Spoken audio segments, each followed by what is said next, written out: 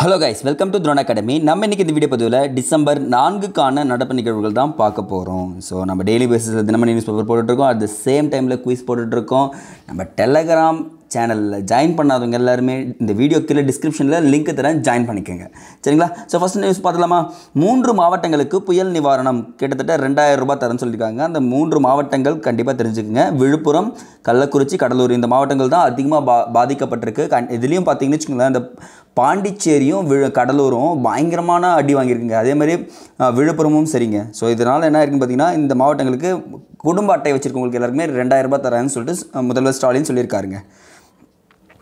புதிய குற்றவியல் சட்டங்கள் 100% நடைமுறை, சண்டிகருக்கு பாராட்டு. இந்த 3 சட்டங்கள் போடப்பட்டாங்க. அதை பற்றி நம்ம ஃபுல்லாகவே டீட்டெயிலாக உள்ளே சொல்கிறேங்க. ஸோ இம்பார்ட்டன்ட் நியூஸ், இன்று விண்ணில் பாய்கிறது BSLV C-59 ராக்கெட் அப்படின்னு சொல்லுவாங்க. ஸோ சூரியனுடைய வெளிப்புறத்தை ஆராய்வதற்காக ப்ரோபோ 3 அப்படின்ற ஒரு செயற்கைக்கோள் வந்து பார்த்திங்கன்னா எது சுமந்துட்டு போச்சுன்னா BSLV C-59 வந்து சுமந்துட்டு போகுதுங்க. ஸோ இதை தயாரித்தது எந்த நிறுவனம்னு கேட்பாங்கப்பா. ஸோ ரொம்ப நீங்கள் தெரிஞ்சுக்க வேண்டிய ஒரே ஒரு இம்பார்ட்டன்ட் பார்த்தீங்கன்னா, இது வந்து பார்த்திங்கன்னா ஐரோப்பியா இருக்குது பார்த்தீங்களா, ஐரோப்பிய விண்வெளி ஆய்வு மையம் தான் ப்ரோபோ 3-ஐ தயாரிச்சிருக்காங்க. இது ராக்கெட்டில் ஏவுன்னு போனது தான் யார்? இஸ்ரோவை சேர்ந்த ESA அப்படின்ற ஒரு நிறுவனத்துடன் ஒப்பந்தம் போடுறாங்க. இவங்க 2 பேரும் சேர்ந்து என்ன பண்ணுறாங்க?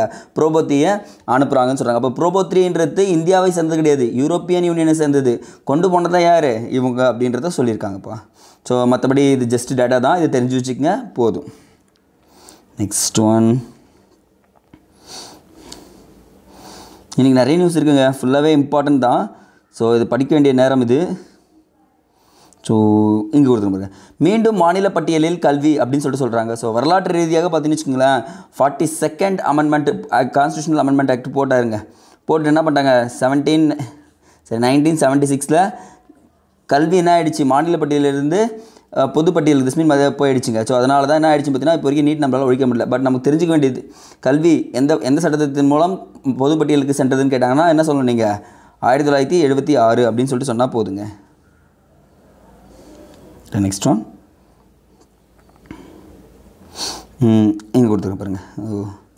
ஸோ பெஞ்சல் புயலால் அதிகமாக பாதிக்கப்பட்ட மாவட்டம் பார்த்திங்கன்னா கிட்டத்தட்ட 500 மில்லிமீட்டர் மழை பதிவானது எங்கன்னு பார்த்தீங்கன்னா புதுச்சேரியிலும் விழுப்புரத்திலும்.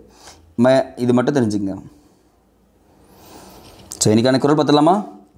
அஞ்சுவது அஞ்சாமை பேதமை, அஞ்சுவது அஞ்சல் அறிவார் தொழில் அப்படின்னு கொடுத்துருக்காங்க. எதெல்லாம் நம்ம பார்த்து பயப்படணுமோ கண்டிப்பாக பார்த்து பயப்படணும். எதெல்லாம் பார்த்து பயப்படக்கூடாதோ அதெல்லாம் பார்த்து பயப்படவே கூடாது. அப்போ பயம் எதுன்னு தெரியணும், பயப்படக்கூடாது எதுன்றத தெரிஞ்ச ஒருத்தனுக்கு என்ன ஆகும் பார்த்திங்கன்னா, தோல்வியை காண மாட்டான் அப்படின்றத இங்கே திருவள்ளுவர் சூப்பராக சொல்லியிருக்காருங்க. ஸோ நெக்ஸ்ட் நியூஸ், நம்ம ஹெலிகாப்டர் பர்ச்சேஸ் பண்ண போகிறோம். எங்கேருந்து பார்த்தீங்கன்னா அமெரிக்கா கிட்டேருந்து வாங்க போகிறோங்க. MH-60ங்க, ஹெச்ங்க. இது MH-60 ராக்கெட் யார்கிட்ட வாங்க போகிறோன்னா USA அமெரிக்கா கிட்டேருந்து வாங்க போகிறோன்னு சொல்லிட்டு கொடுத்துருக்காங்க. ஸோ இது மட்டும் நான் வச்சுங்க போதும். ஸோ இதுதான் நான் சொன்னது. ரொம்ப டெப்த்தாக பார்க்கக்கூடிய ஒரு ஆர்டிக்கல் பார்த்திங்கன்னா இதுதான். புதிய குற்றவியல் சட்டங்கள் 100% நடைமுறைப்படுத்தியது யாருன்னு பார்த்தீங்கன்னா சண்டிகர் தாங்க. ஸோ புதிய இந்த குற்றவியல் சட்டங்கள்லாம் கரெக்டாக 1857 வாக்கில் பெரும்புரட்சின்றது ஒரு நடக்குது. அப்போ என்ன பண்ணுறாங்க, இந்தியா மீது பிரிட்டிஷ் கவர்மெண்ட் என்ன பண்ணுறாங்கன்னா நிறைய கடுமையான சட்டங்களை விதிக்கிறாங்க. அந்த சட்டங்கள் இந்திய குற்றவியல் நடைமுறை சட்டம், இந்திய சாட்சியங்கள் சட்டம், இந்திய தண்டனை சட்டம் சொல்லிட்டு 3 சட்டங்கள் இருந்துச்சுங்க. அது இங்கே கொடுத்துருக்காங்க பாருங்கள். அந்த 3 சட்டங்களுக்கு பதிலாக என்ன ஆகுதுன்னு பார்த்தீங்கன்னா இங்கே நோட் பண்ணுங்கள், பாரதிய நியாய சம்ஹிதா, பாரதிய நாகரிக் சுரக்ஷா சம்ஹிதா, பாரதிய சாட்சி அதிநியம் ஆகிய 3 சட்டங்களை புதுசாக கொண்டு வராங்க. இது எப்போ அமல்படுத்தப்பட்டது அப்படின்னு சொல்லிட்டு கேட்பாங்க. ஜூலை 1. ஜூலை 1ன்றது ரொம்ப ஃபேமஸ்ங்க. GST கொண்டு வந்தனாலும் எப்போ, ஜூலை 1 தான். சென்ட்ரல் கவர்மெண்ட் என்ன பண்ணுவாங்கன்னா ஜூலை 1 எப்போவுமே செலக்டடாக வச்சுப்பாங்க. ஸோ இந்த சட்டங்களை எல்லா மாநிலங்களும் ஏற்றுக்கொண்டாங்க. ஆனால் இதை கடைசி வரைக்கும் 100% செயல்படுத்தியது யாருன்னு பார்த்தீங்கன்னா சண்டிகர் தான். கொஸ்டின் கேட்பாங்க, 3 குற்றவியல் நடைமுறை சட்டங்களையும் முதலில் நடைமுறைப்படுத்திய யூனியன் பிரதேசம் அப்படின்னு சொல்லிட்டு கேட்டாங்கன்னா சண்டிகர் தான் நீங்கள் போடணும்.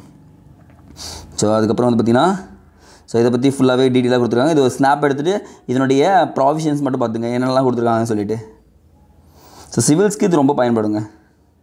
TNPSசிக்கு டேட் மட்டும் தெரிஞ்சுக்கினா போதும். நெக்ஸ்ட் ஒன் நம்ம இதெல்லாம் வேண்டாம். ஸோ பாருங்கள், இது ரொம்ப இம்பார்ட்டன்ட். விசாரணை அமர்வில் இருந்து உச்சநீதிமன்ற தலைமை நீதிபதி விலகல் அப்படின்னு கொடுத்துருக்காங்க. ஸோ தேர்தல் ஆணையம் சொல்லுவாங்க பார்த்தீங்கன்னா, அது ஒரு சுதந்திரமான அமைப்பு.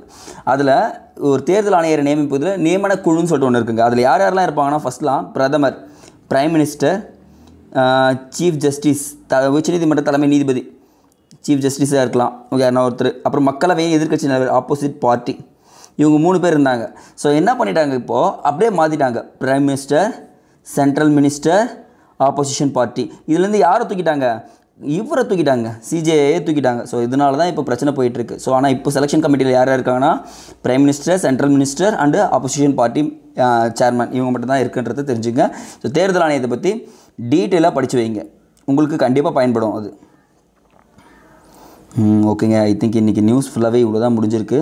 ஸோ இது எல்லாமே கிரிட்டிக் நியூஸ் தான். ஒரே ஒரு விஷயம் சொல்கிறேன், டெய்லி படிங்க, டெய்லி குவிஸ் அட்டன் பண்ணுங்கள். ஒரு கமிட்மெண்ட் தான் இருக்கும், அது அந்த current affairs commitment crucial role பண்ணணும். அந்த ரோலில் நீங்கள் மிஸ் ஆகக்கூடாதுன்றத நான் தெளிவாக சொல்லிடுறேன். அடுத்த வீடியோ சந்திக்கலாம். நன்றி.